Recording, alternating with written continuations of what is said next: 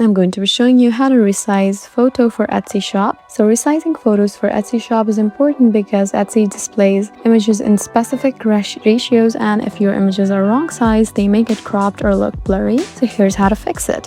So the first thing you need to know is Etsy image requirements. So Etsy works best with minimum size and aspect ratio of square, which is 4:3 or similar ones.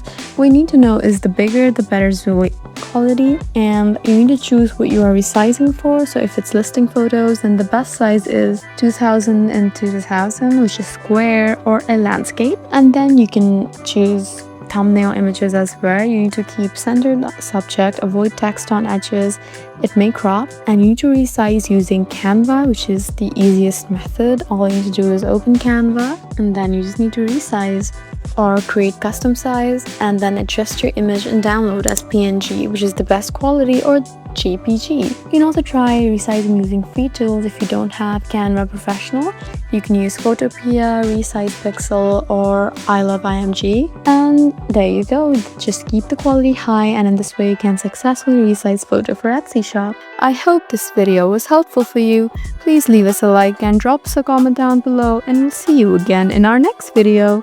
Thank you for watching.